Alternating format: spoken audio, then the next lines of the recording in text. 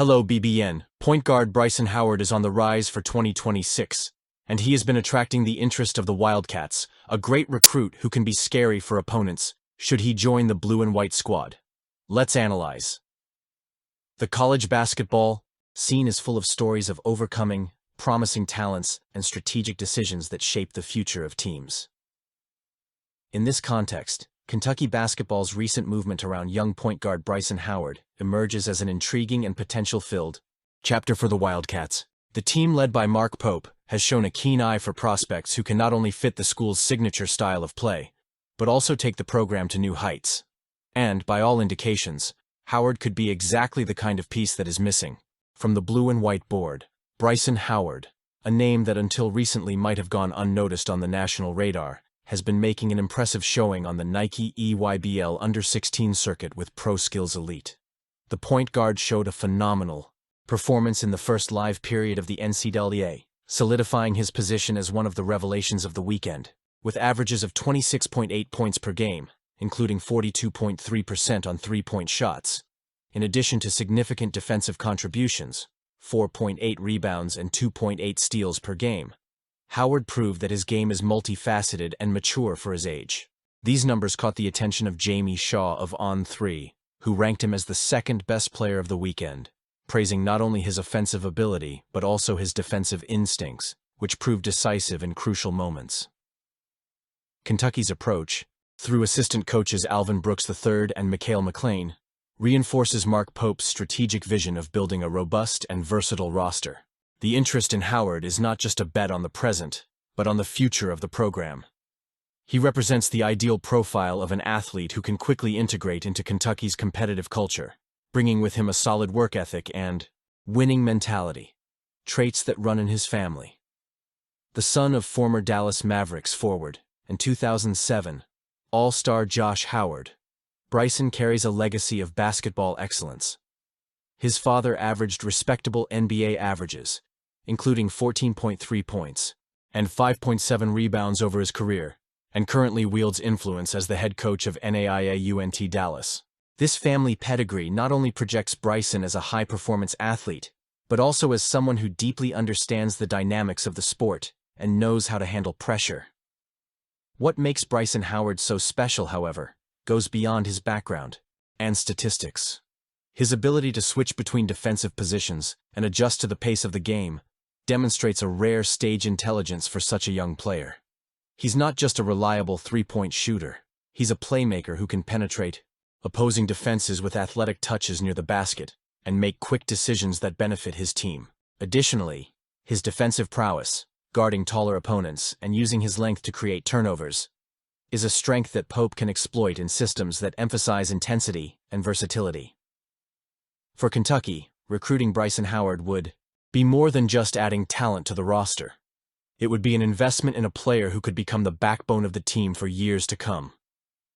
With veterans leaving and the constant need to renew the roster with promising youngsters, Howard emerges as a strategic choice that could ensure the Wildcats' continued success. He has the ideal profile to thrive alongside Mark Pope, whose style of play emphasizes speed, accuracy, and aggressive defense. Additionally, his presence on the roster could attract other high-level prospects, further strengthening Kentucky's recruiting pool in future classes. It's important to note that interest in Howard isn't exclusive to Kentucky. Other renowned programs, such as Georgetown, Houston, Texas, and Texas A&M, are also eyeing the young point guard. This puts the Wildcats in a position of fierce competition, but it also reinforces the quality of the player being sought. For Pope, this is the time to showcase the program's full strength and use its reputation as one of the biggest powers in college basketball to lure Howard to Lexington. I'm looking forward to seeing how this plays out. Let's get to it. Jasper Johnson and Malachi Moreno in the spotlight. Johnson and Moreno's participation in the U19 national team's training camp is a reflection of the potential they both carry for the future of Kentucky. Jasper Johnson, already a household name in international basketball after winning the gold medal at the 2024 FIBA U19 America's Cup, comes to training camp with experience and confidence. His performance at the Nike Hoop Summit, where he helped the U.S. national team defeat the World Team 124-114 in overtime, demonstrated his ability to shine on the biggest stage. Malachi Moreno, meanwhile, has already attended previous USA basketball training camps, cementing his reputation as one of the top prospects in the 2025 class. Together, the two Kentucky freshmen will be among 33 athletes competing for just 12 roster spots that will compete at the FIBA U19 World Cup in Switzerland from June 28 to July 6, 2025. For Mark Pope, this call-up represents more than just an opportunity to coach young talent in an elite environment. It is also a chance to solidify his vision for a Kentucky program that has been looking to recapture the luster of its past glories. Pope, who took over the Wildcats with the mission of rebuilding the team with a modern and dynamic approach, is seizing every opportunity to show that Lexington remains an attractive destination for the best talent in the country. His presence at USA Basketball's training camp, alongside renowned coaches such as Tommy Lloyd, Arizona, Grant McCasland, Texas Tech, Micah Shrewsbury, Notre Dame, Hubert Davis, North Carolina, and Nate Oates, Alabama, reinforces his stature in college basketball. As an on-court coach, Pope will have the chance to work directly with some of the best young athletes in the country, including his own players, which could go a long way in building chemistry and trust with Johnson and Moreno before they even officially start their season at Kentucky. In addition to the immediate impact on the freshmen, Pope's participation in the training camp also has strategic implications for the future of the program. Among the 33 invited athletes, several prospects from the class of 2026, such as Taj Ariza, Christian Collins, Jason Crow Jr., Caleb Holt, Tay Kinney, Brandon McCoy Jr., Darren Rippey Jr., Jordan Smith Jr., and Tyron Stokes, are already on Kentucky's radar. Having Pope interact directly with these young players during training camp is a significant recruiting bonus. In a sport where personal relationships often dictate players' decisions, the extra time with these prospects can strengthen the bonds with the Wildcats program, potentially garnering interest from future talent who can help sustain the team's success for years to come. The impact of this news extends beyond training camp. The call-ups of Johnson and Moreno are a clear sign that Kentucky continues to attract elite players capable of competing not only at the collegiate level, but also on the international stage. The experience of representing the U.S. U19 national team, even if only in training camp, will provide both players with valuable exposure and the opportunity to hone their skills against the best of their generation. For Johnson, who has already demonstrated his ability to lead in international competition, this is another chance to cement his status as one of the nation's top point guards. For Moreno, a center with physical presence and versatility, the training camp will be an opportunity to show that he can compete with the best and, who knows, secure a spot on the final roster for the World Cup. Meanwhile, Mark Pope's addition to the USA basketball coaching staff marks an important milestone in his coaching career. Since taking over at Kentucky, Pope has worked tirelessly to implement his philosophy of play, which combines defensive intensity, offensive movement, and a strong sense of community within the team. His selection to the U19 training camp is a recognition of his ability to lead and inspire young athletes, as well as an opportunity to learn from some of the best coaches in college basketball. For Wildcats fans, this is yet another reason for optimism. The program is in confident hands, with a coach who not only attracts elite talent, but also has a national reputation. And baseball, Kentucky's 5-1 loss to Oklahoma in the first round of the SEC tournament was more than just a one-off setback. It was a reflection of the Wildcats' consistent struggles throughout the season, especially when it comes to holding leads and closing out games. While the team has demonstrated an ability to build early leads, as it did on Tuesday with a run scored in the third inning, that hasn't been enough to secure wins.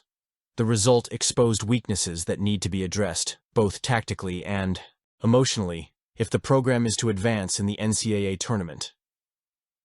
The game started off promising for Kentucky, which managed to take an early lead.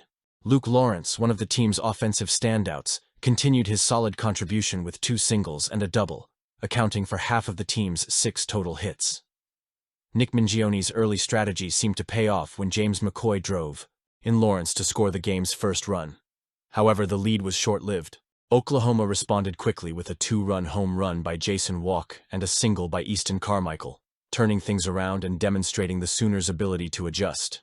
This pattern of losing leads after opening a lead has been a recurring One for the Wildcats, and it needs to be addressed urgently. On the mound, Scott Rouse struggled early. The veteran right-hander lasted just 2 innings, giving up 4 hits and 3 earned runs before being replaced. Although the relief pitchers, Byers, Nove, Smith, and Skelding, put on a more consistent performance in the final innings, limiting the Sooners to just 3 hits and 2 earned runs, the early deficit had already hurt Kentucky's chances. The solid performances from Oklahoma's pitching trio, Jaden Barfield, Jamie Hitt, and Dylan Crooks, further cemented the difference between the two teams in the pitching department, with the Wildcats being overwhelmed and limited to just 6 hits and 1 run throughout the game. In addition, Kentucky's offensive performance remains a concern, having scored just 52 runs in the final 4 innings of its 31 SEC games. It's clear that the team has struggled to maintain momentum late in games. This offensive inconsistency is a significant obstacle, especially against more experienced and well-organized opponents like Oklahoma. The fact that key player Patrick Herrera is still recovering from an injury also weighs on the team's overall composition, highlighting the limitations of the current roster. Despite the loss and a 4-game losing streak, Kentucky still has hopes of making the NCAA tournament. Projected as the 3rd seed in the field of 64's predictions, the program is on the verge of achieving a historic milestone. A 3rd consecutive appearance in the tournament, a first in the history of Wildcats baseball. However, to turn this appearance into something more meaningful, the team will need to overcome its chronic shortcomings. The ability to hold leads, improve offensive performance in key moments, and rely on more consistent pitching will be key. Nick Mingione, now 5'10" in the SEC tournament as head coach, faces a significant challenge. He must find ways to motivate his group and adjust strategies to prevent the losing streak from continuing. The pressure is mounting as the NCAA Tournament Selection Showcase approaches on May 26th. If the Wildcats want to avoid the last 4, tag and compete with the best teams in the country, they will need to quickly and effectively overhaul. The loss to Oklahoma was more than a stumble. It was a stark reminder of the areas that require immediate attention. For Kentucky, the road ahead is challenging, but not impossible. With tactical adjustments, increased offensive consistency, and a resilient mindset, the Wildcats have a chance to prove they belong on the national stage. Whether the program is ready to respond to the challenges remains to be seen. I want to see you on the baseball side of the ball too.